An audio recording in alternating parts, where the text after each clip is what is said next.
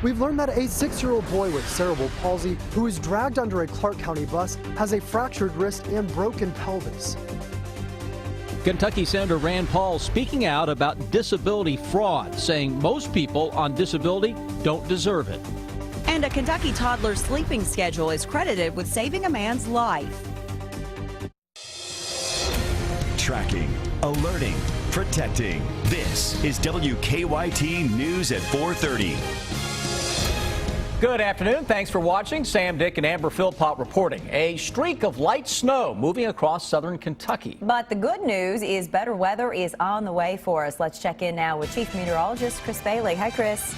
Hi, Amber. Hi, Sam. That light snow right on cue, delivering at least some minor accumulations into southern Kentucky, enough to cause some slick travel for a short time. And as you mentioned, it is on its way out of town. A quick check of live first alert defender Kentucky's most powerful live Doppler radar showing what is left of the lighter snow stretching from McCreary County, Whitley City, through Williamsburg, southern parts of Knox County, then right on top of Harlan County area up toward Hyden. Hazard getting in on a couple of snowflakes, likewise here into Knott County, but northern Kentucky seeing some sunshine that is now beginning to break out. That is a sign of things to come for the next couple of days. So today we flip-flop the temperatures. We are warmer in the north than we are in the south. We're close to 40 right now from Louisville to Covington, areas with full sunshine. Where we have more clouds, 32. It's in 1, 2, 3, 4, 5, 6, 7, 8, 9, 10 different locations as of now, checking in right at that 32-degree mark. Flurries across southern Kentucky will give way to partly cloudy skies and a cold evening. Guys, temperatures are going to hang into the mid-20s all night long, and then we get a taste of the good stuff for a little while. But it can't last forever. I'm already seeing the end of our brief January thaw in the 7-day forecast just ahead.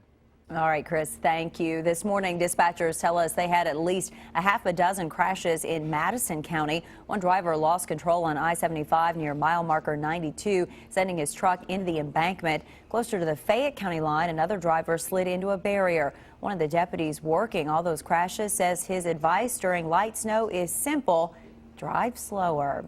We are learning some new information about the circumstances behind a Central Kentucky elementary school student being dragged down the road by the school bus. It happened yesterday on Clintonville Road near US 60 in Winchester. Witnesses say the boy's jacket somehow got stuck in a groove in the bus step, and he was dragged face down on the road for 15 to 20 feet. WKYT's Mark Barber has more from Clark County. We've learned from a traffic report that the boy who was dragged by the school bus is a 6-year-old with cerebral palsy. The daycare director of the Loving Touch Learning Center says the child is at UK Hospital, where he is being treated for a fractured wrist and broken pelvis. Investigators tell us the elementary student was dragged face down on the road by the bus for about 15 feet yesterday afternoon. Lisa Clem, the director of the nearby daycare, was also hurt in the accident. She says the 6-year-old boy can't walk on his own, so she was helping him get off the school bus. She tells us before they cleared the bus, the driver took off. Clem says she fell to the ground and the boy was dragged off. The daycare director believes the child's jacket got caught in a groove in the bottom step of the bus. According to the sheriff's report, there were 26 students on the bus. Some of their parents say their children are traumatized. They're scared to death getting on the bus now. They didn't want to talk on camera, though, and asked us to change their voices. I don't think that the bus driver did it intentionally. I think it was just an accident. But you just got to pay attention. These are our babies out there. The incident report states that 43-year-old Tammy Howard was the bus driver. According to the sheriff's report, she was distracted and inattentive. I went to her apartment to ask for her side of the story, but no one answered the door. In Winchester, Mark Barber, WKYT. The Clark County school superintendent says the bus driver has been with the school district for about a year. There have been no prior incidents with her and no complaints about her. She's not driving today and will not, pending the outcome of the investigation. The Franklin County Commonwealth's attorney calls it frustrating. Heroin dealers prosecuted and put in jail, then back on the streets. Franklin County's sheriff says law enforcement, prosecution, the judicial system all need to get on the same page to send a strong message to heroin dealers that the illegal activity will not be tolerated in their community. But Commonwealth's attorney Larry Cleveland says it's a cycle with no good solution. You convict them, it's not the last time you're ever going to see him. You're going to see him again, so, expect it. Amber's at the live desk now with our investigative reporter Miranda Combs with more on how this story that she's working on at 5. Amber?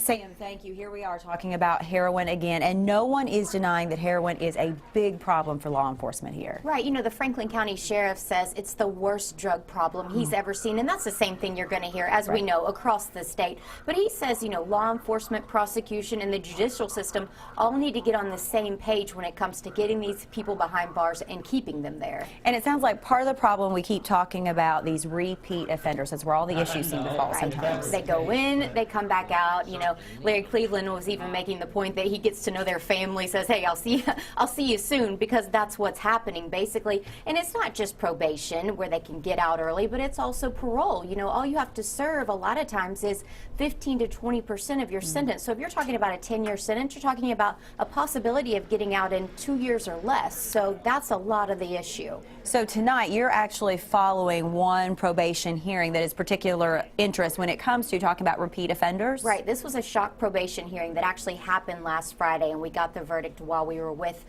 the sheriff this week. And it's an interesting one because this is a guy that police were very proud to get behind bars. So find out what happened with him coming up at 6. All right, Miranda's going to have much more tonight. Sam?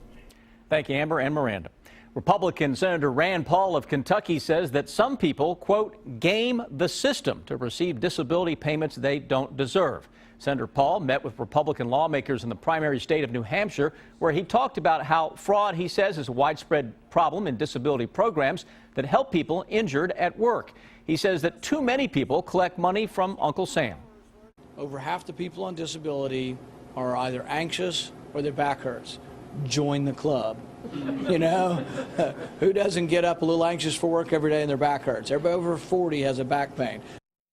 The Democratic National Committee seized on the comments, calling them offensive. In a later interview with the Associated Press, Senator Paul, a potential presidential candidate, dismissed the criticism. He says his critics are arguing for fraud, while he says he's arguing for eliminating fraud. A 22-year-old is recovering after falling off one of the world's largest cruise ships. But luckily, a Kentucky couple on a nearby Disney cruise ship spotted him and tossed lifesavers out to him. Back home, they sat down with Connie Leonard and told their story of the dramatic rescue and why their child had them in the right place at the right time. It's a story new at 4:30. It's hard to get cuter than 13-month-old Catherine Felton. What do the Louisville baby's sleeping patterns have to do with this dramatic cruise ship rescue? Baby Catherine was on board the Disney cruise ship that rescued a 22-year-old man who fell from another ship, the Royal Caribbean's massive Oasis of the Sea. It happened off the coast of Cozumel, Mexico, early Thursday morning when Catherine had her parents, Heather and Adam Felton, up and running. She doesn't understand time change, and she doesn't understand sleeping in on vacation. The ship's restaurants weren't open yet. That's why the family was out on the 10th deck. We were taking pictures of her, and then we both kind of heard something. We were the only people out on the deck. Yeah, it was early enough that we didn't see anybody else, and so we heard it a second time. And I ran out towards the edge of the boat, and I looked down, and someone's going right by yelling for help. And so you could actually see the guy? Right, he was very close to the boat. In the rescue video, the man looks like a tiny dot among the waves. If you're wondering how they saw him, the video was shot after the boat turned around. The Feltons saw him on the first pass. Adam stayed with the baby as Heather, a U of L physician's pediatrician, went for help. I took off running to try to get somebody else's attention. The doctor saw crew members on the deck below. I got their attention, and then they got on their radio and radioed back to stop the boat and to get it turned around. We were scared that we were the last people to see this man alive. A call came over the loudspeaker. It was Mr. MOB, which stands for Man Overboard. 30 minutes later, the ship had turned around. The rescue was underway. Shocked, Adam, a statistician, couldn't believe it. The odds of him being rescued and being seen, and just, you know, it was a little too much. I know that Heather got emotional about it. Yeah. You know, if she hadn't gotten up early and if we hadn't decided to go for a walk first, and there were just a lot of things that put us there. Thank goodness for those folks. The man not only survived a major fall from the ship, but was in the water 5 hours before he was rescued.